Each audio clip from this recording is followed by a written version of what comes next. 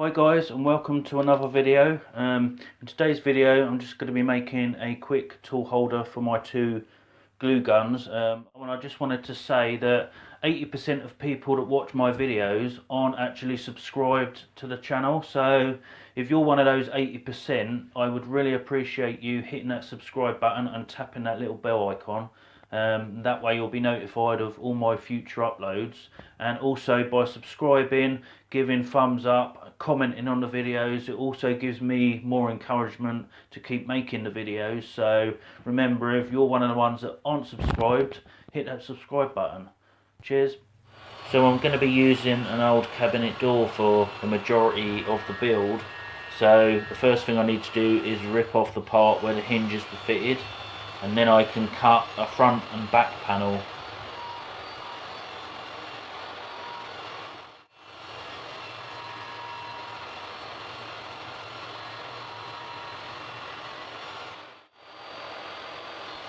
Then I need to cut down an end panel. So I've decided I want to miter the ends, that way I can hide the end grain of the MDF. So I'm cutting the miters on the short panel on the table saw, and then for the front and back panels I can go over to the miter saw and cut the miters corners on those.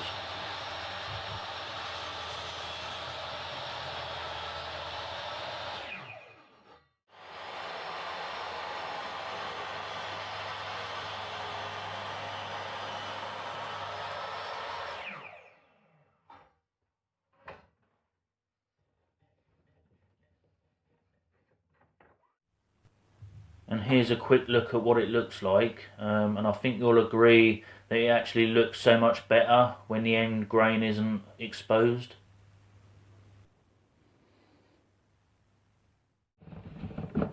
So I need to cut a load of rebates or grooves, rabbets, slots. So here I'm just raising the blade to just under halfway, and then I basically run the pieces across the table saw, making micro adjustments on the fence and then running it through repeatedly until the slot is wide enough.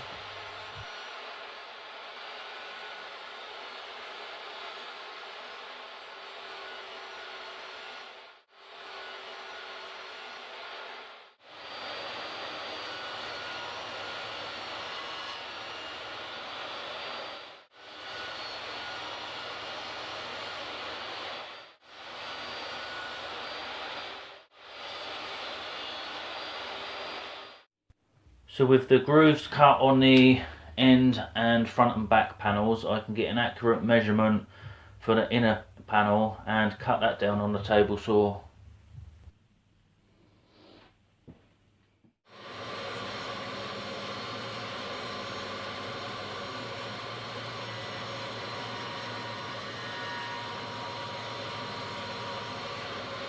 Right, just to show you where I am on the build so far, this is going to be one of the side panels, or the back or front, and eventually it will be cut down at an angle. I've mitered the corners on both the side pieces, and I've mitered the corners on the end piece, so that is basically going to go on like so.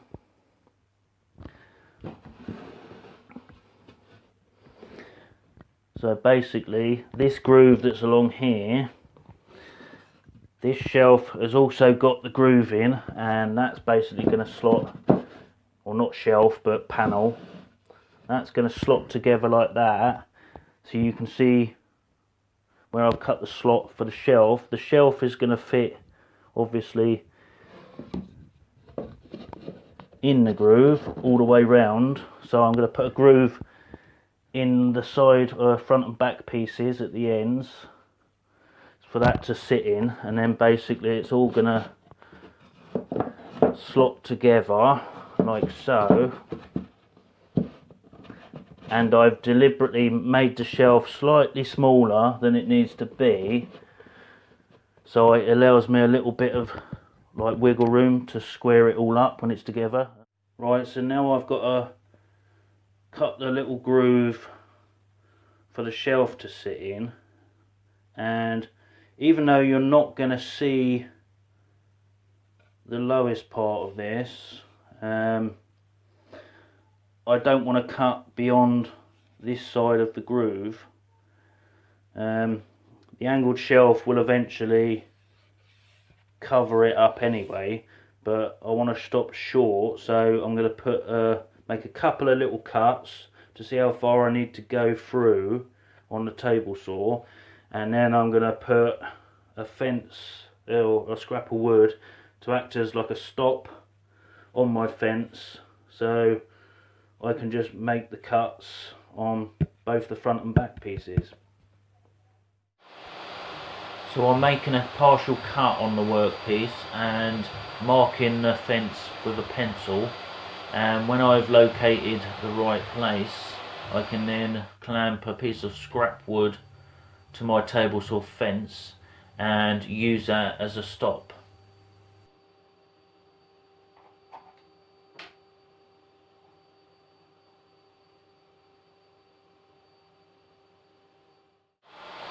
And it's just a case of making the cut, adjusting the fence slightly, making another cut and repeating the process until the slot is wide enough. And here you can see me measuring completely the wrong slot and thinking it's wide enough. So to cut the other side, obviously it's got to be mirrored, so I can't do it the same side as I've just done the other one. So I've measured the width of this, and that's 25.2 centimeters. The distance from the top down to the top edge of the groove is 7 centimeters. So I've taken the overall distance, deducted 7, which leaves from 25.2 leaves 18.2. So I'm going to set the fence at 18.2.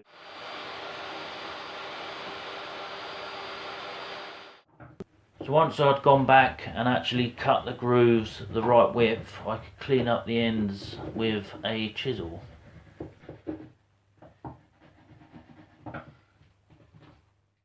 Right, so that's where we're up to at the moment.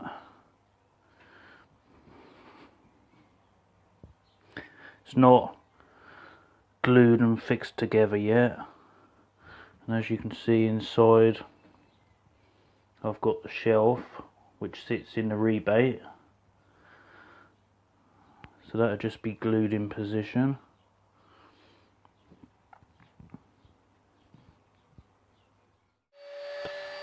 So here I'm using my trim router to cut an angled slot, and I have to do this in 2 passes because my cheap router bits aren't quite wide enough.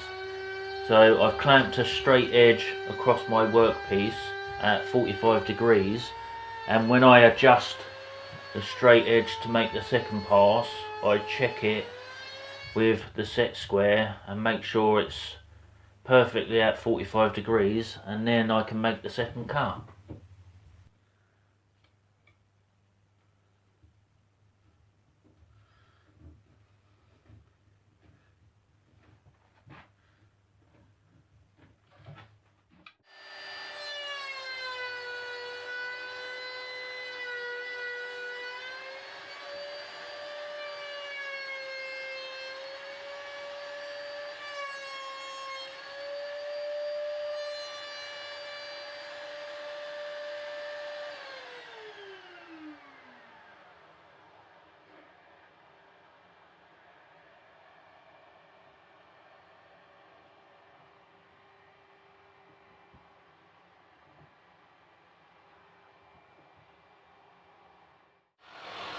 Now I can cut the angled shelf to size.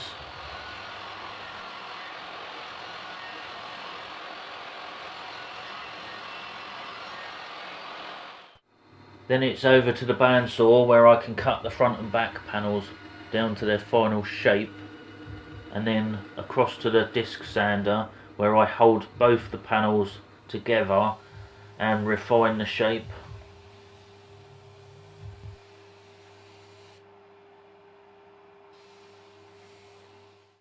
Right, I've dry assembled it just to make sure it all fits before I glue and screw it together. So that gives you an idea of the overall look.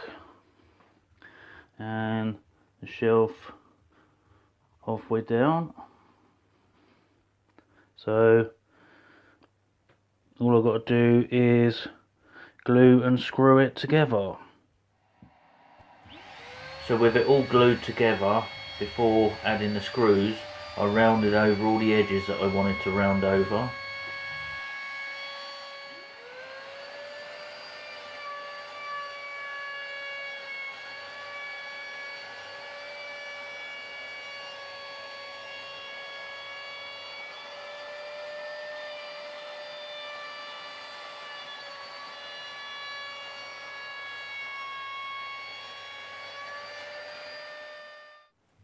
And then whacked in a load of screws.